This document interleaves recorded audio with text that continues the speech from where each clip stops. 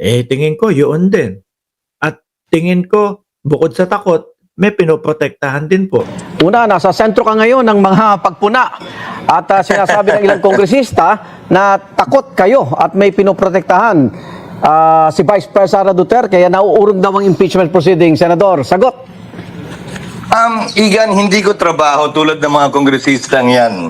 Maging sunod-sunuran at sumunod sa gusto ni Speaker Romualdez. Ang Senado ay Sandali.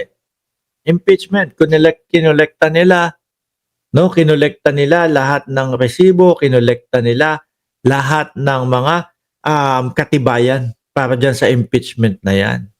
Bakit biglang si Romualdez ang sisisihin mo? Bakit biglang banat kay Romualdez? Yung sasabihin nyo, hindi ko trabaho ang maging sunod-sunuran kay Romualdez. Bakit biglang ganon? Di po ba? hiwalay, independente, at gagalaw ayon sa nakikita naming tama at nararapat. Gagalaw ayon sa trip nila. Di mo ba? Gagalaw ayon sa trip nila kung ano yung gusto nila at kung ano yung makakabuti doon sa sinusuportahan nila. Oh. Nung inupuan nila ang impeachment na mahigit 2 buwan mula Disyembre hanggang Pebrero, wala naman kaming nireklamo at hindi kami nagsalita. Ngayon, wag din nilang panghimasukan ang desisyon at gayon din pagpapasya ng Senado kaugnay sa bagay na ito. Opo. Kung nabagid nyo pong sinusunod nyo lang ang batas, pero ang balik din sa inyo yung forthwith, no? Yung agad-agad. Correct. Diba? Ang sasabihin ni Chis dyan, sila naman din nagturo. Sila naman din hindi nila inagad-agad kung matatandaan nyo 5 mga kababayan, isinumite. Alam ko meron pang asa 6 at 7 mga bossing ang Senado. Ano ba talaga yung, bakit iba-iba interpretasyon? Although yung mga framers ng konstitusyon, binabanggit na nga na dapat walang delay, Senador. Nangyari, Igan, mahaba yung sagot, pasensya na. Okay. Nakalagay sa rules ng Kamara, the Secretary General shall immediately transmit to the Speaker, hindi forthwith anumang impeachment complaint na inihain. Hindi yan sinunod at ginawa ng Kamara. Oo, kaya gagawin nyo ganun din. Gumagante. So dahil po sinasabi nila o dahil paniwala nila hindi sinunod ng Kamara, kaganti kami sa inyo, hindi din namin susundin. Ganun ba, Chis? Immediately ang nakalagay sa rules nila, Tapos ngayon, babalikan. Malay nyo yun na yung pinaka-immediate nila. Dahil mga ngalap ng mga ebidensya, mga ngalap, kukolektahin lahat ng pangangailangan nila bago ipasa sa inyo. Kayo, meron ng ilang buwan na yung binigay niya, tapos hihingi pa ng another 1 week. Kami sasabihin forthwith, immediately ibig sabihin yan. Kung yung mga prosecutor mismo, kung yung mga nagreklamo mismo ngayon, pabanjing-banjing noon. Hindi mo pwedeng sabihin yon na pabanjing-banjing. Hindi niya po pwedeng sabihin yon mga kababayan. Siyempre, prosecution mga bossing.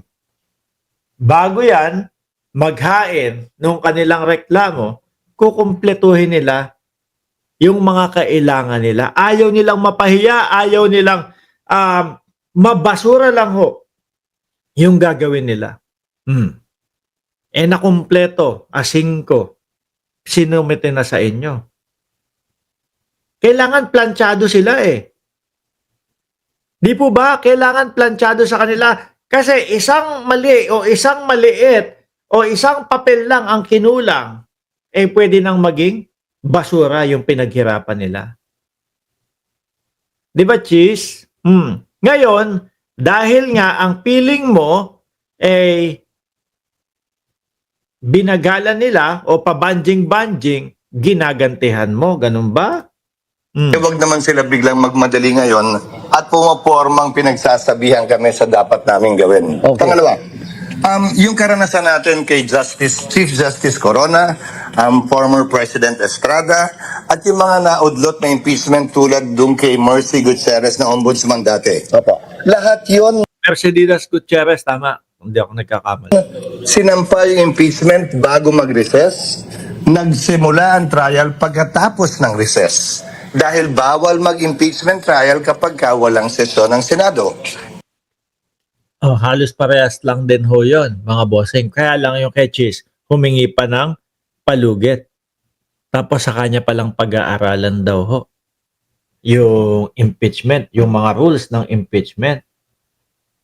Di po ba? Itong impeachment complaint, inihain ng Kamara 2 oras bago kami mag-adjourn. Hindi kami utusan ng Kamara, hindi ako sumusunod dahil gusto lamang.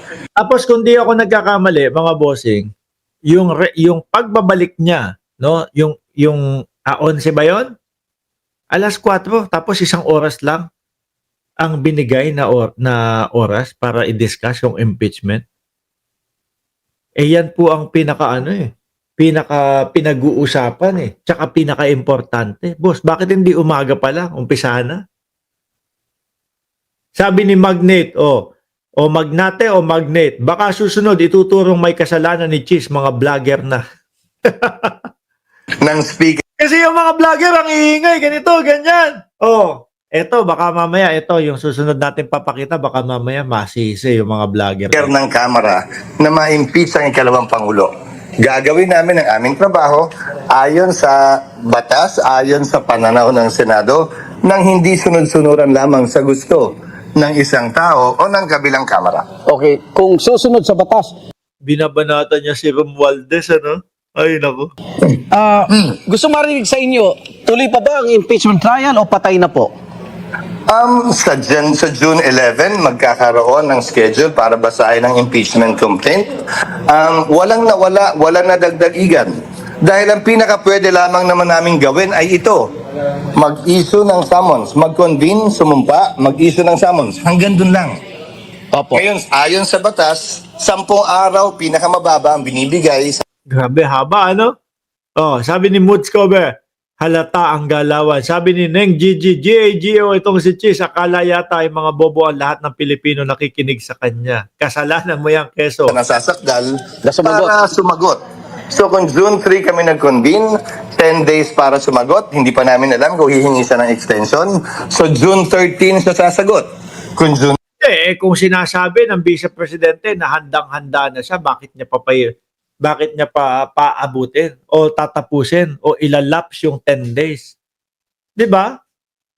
Kung handang-handa ho, ako mga bossing, ganun ho kasi ang ugali ko Ugali ko, kapag kaalam kong nasa tama ako at kaya kong ipagtanggol ang aking sarili, hindi ko na pinagtatagal. Gusto ko matapos agad yung problema ko. Gusto ko maipaliwanag ko agad yan. Yung unang araw na pinadala ng summon,